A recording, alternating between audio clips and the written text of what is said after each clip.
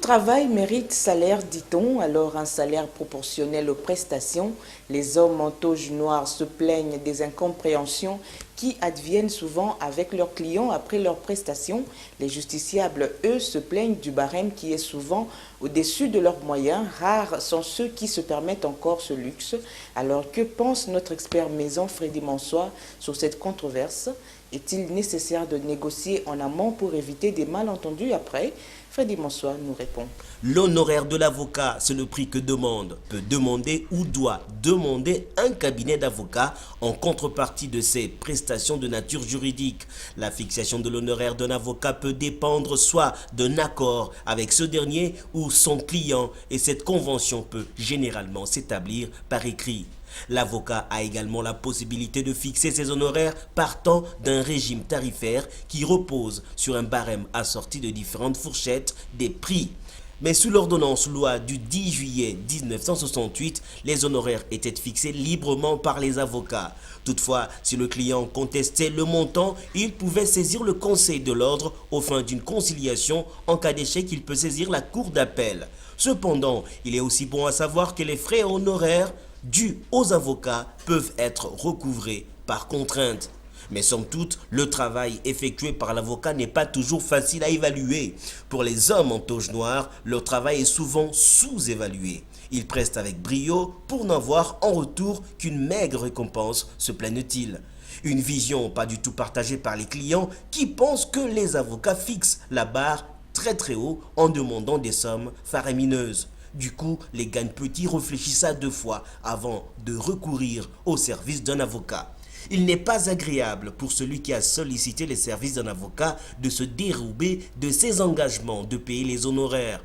Ce qui est malheureux au final, c'est de voir celui-là même qui vous a défendu et assisté vous traîner lui aussi en justice. Dans ce désamour, le défenseur devient le bourreau d'une victime qui fut son ancien protégé. Le tableau n'est pas très reluisant. Les journaux parus ce matin ont été sélectionnés par Moupepe Ngaloula Dieudonné et commentés par Freddy Monsois.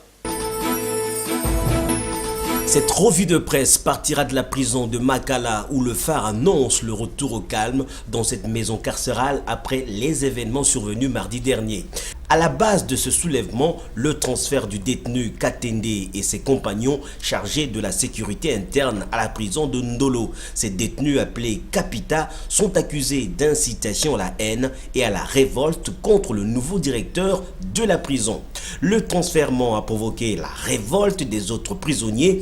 Bilan selon le phare, plusieurs blessés parmi les prisonniers et des armes blanches ainsi que des objets prohibés saisis par les forces de l'ordre. D'une prison à une autre, le journal La Cloche parle de 4 morts et près de 250 évadés après l'attaque de la prison de Kangwayi à Beni au Nord Kivu.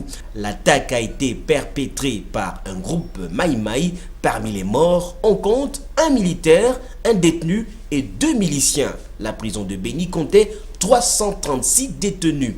Sur un autre chapitre, le phare annonce la levée de l'interdiction du film L'affaire Tchebeya, un crime d'État de Thierry Michel et sa présentation en compétition. Cela se passe au festival Écran Noir de Yaoundé au Cameroun.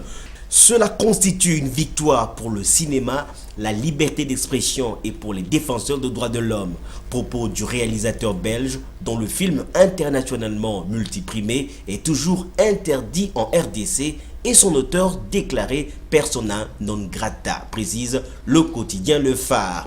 On va terminer cette revue de presse judiciaire avec la référence plus qui revient sur la commémoration de la journée internationale de soutien aux victimes de la torture. Thème retenu, justice et réparation pour les victimes, protection de tous contre la torture.